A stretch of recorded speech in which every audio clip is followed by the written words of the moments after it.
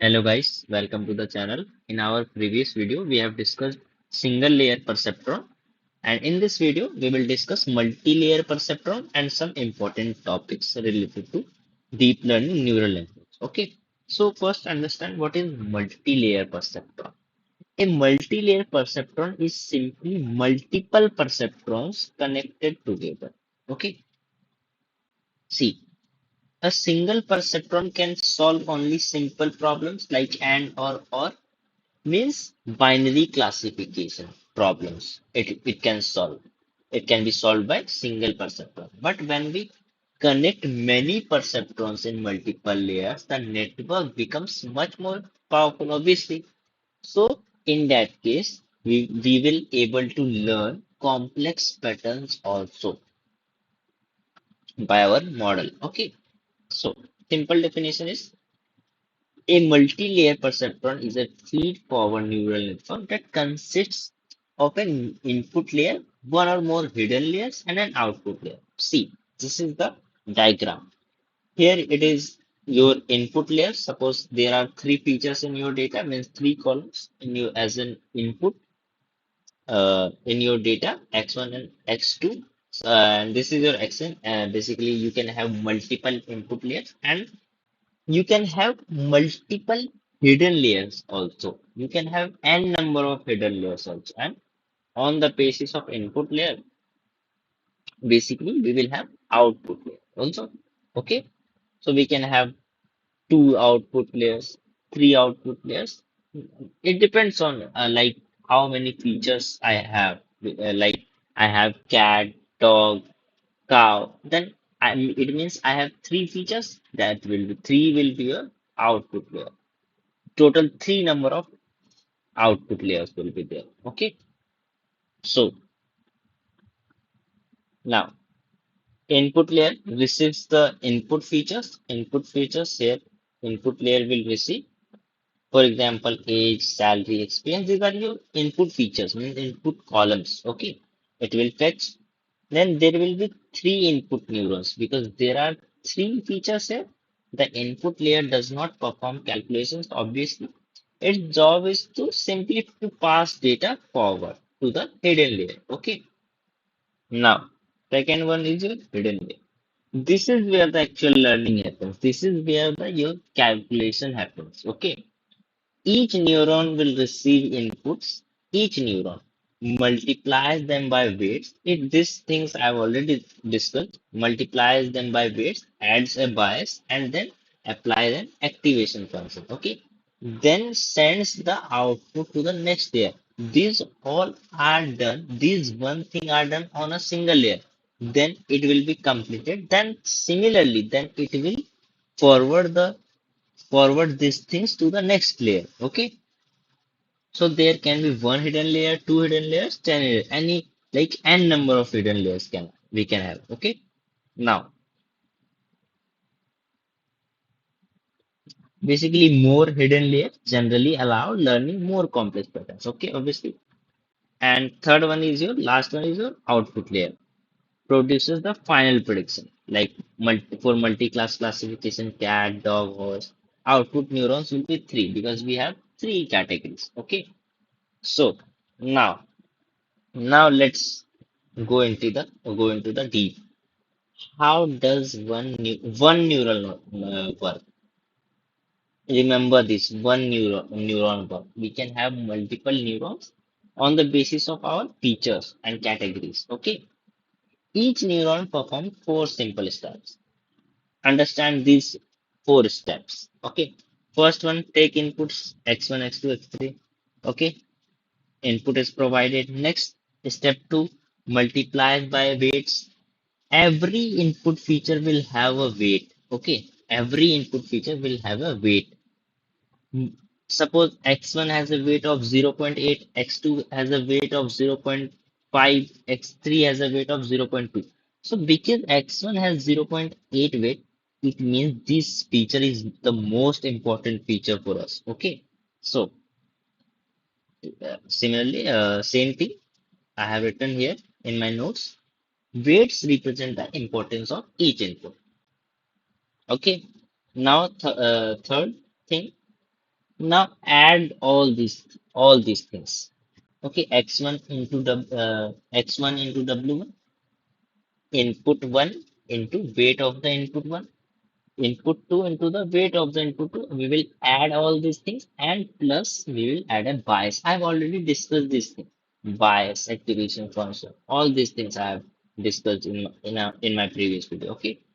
Now step 4, apply an activation function. Okay. Then this output becomes your input for the next layer. Remember this. These things are done for a single neural, basically single layer. Then it same thing will be provided to the next layer. Okay. Here you can see we can have multiple layer.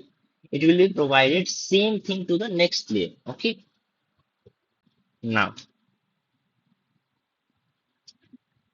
now second most important topic is forward propagation and backward propagation. Forward propagation is the process of moving information from the input layer to the output layer to make a prediction. Okay, from input layer to hidden layer and hidden layer to output layer, which gives us prediction. Okay, that is what forward propagation. Okay, and second thing is backward propagation. It it basically moves opposite. Suppose I got an error. Error moves from output. Then it will be moved to hidden layer and it will be moved to input layer to update the weights, to update the error in weights. Okay. Output to hidden layer and hidden layer to input layer. Just opposite of this. Okay. Okay. Now, second thing, activation functions. I've already discussed. So, activation functions I've already discussed. I will explain you again. What is an activation function?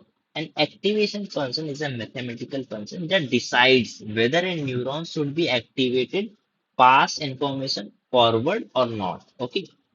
Activated means pass information forward or not. This is decided by activation function. Okay. After calculating the weighted sum. This is what we were calculating here. Z is equal to this. Okay. After calculating this, then neuron applies an activation function to this. Okay. Now, where your z is equal to weighted sum, fz is equal to all these things, activation function, and a is your output of the neuron. Okay. So basically, activation functions introduce non-linearity, allowing the network to learn complex relations. Because if we don't apply activation function, it will perform like it will only work for linear data. Okay, linear things. But when we apply activation functions, it becomes flexible and we can basically train our model to learn complex relationships, not only linear relationships. Okay. Now there are two main important activation. First one is your sigmoid activation function. So sigmoid function converts any input value into a value between 0 and 1. It is used for, obviously you can see here, it is converting any value to 0 and 1. It will be used for like binary classification problems. Okay. These are this is its mathematical representation. Okay. So its range is between 0 and 1, right? So it will be used for binary classification. That is what sigmoid activation function is. Okay. It will convert any input value into a value between 0 and 1. Okay.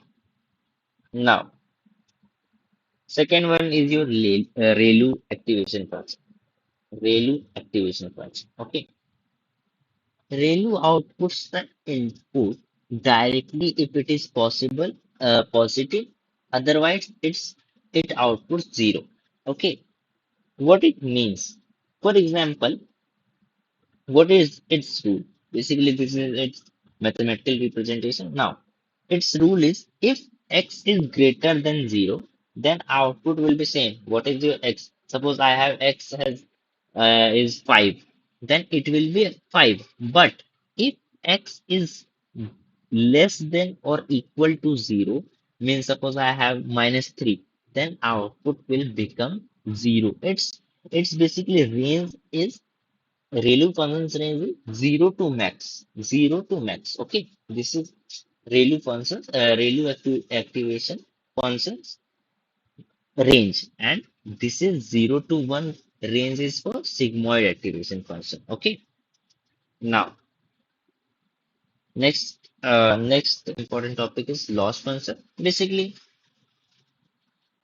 loss function is used to calculate error. Basically, suppose I have predicted the value is 0.80 and our actual answer is 1. So this is some error, right? So loss function measures this error. Okay. Basically, it tells us how wrong is the prediction. Okay. Its examples are mean squared error. I have already discussed this. I have already explained by doing practically also. Second is this is used for regression problem, and binary cross entropy is used for binary classifications. Okay. Now, optimizers. An optimizer is an algorithm that updates neural network weights using gradients computed during backpropagation to minimize the loss function. Minimize the loss function means the error. Error. It is used to minimize the error. Okay. So it basically updates the weights. Weights. Every input, remember I've already explained, every input will have some weights. It updates the weights using gradients. Okay. Okay. So these are its some types: batch gradient descent, stochastic gradient descent, mini batch gradient descent, momentum optimizer. Okay. These are some of its types.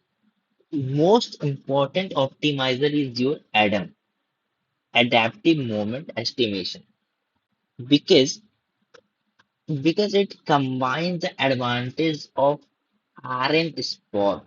Okay, this one, root mean square propagation, to achieve faster and more stable training. Okay, that's why it is the most important of optimizer. Okay, now last topic is your learning rate. It basically controls how much the weights are updated during each optimization step. Okay. Suppose this is called eta. Suppose eta is equal to 0.01. This means small steps. Okay, small step. If eta is equal to 1, then it means it is a huge step. Okay. So I have given you an overview of these parameters. Okay, these topics I have given an overview of these topics. From next video, in the next video, we will basically see how we can use ANN algorithm, ANN neural network for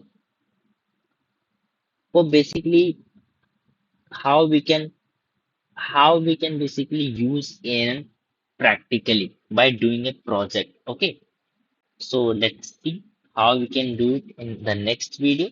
We will basically do a project to understand ANN algorithm. Okay. So that's all in this video. Thank you.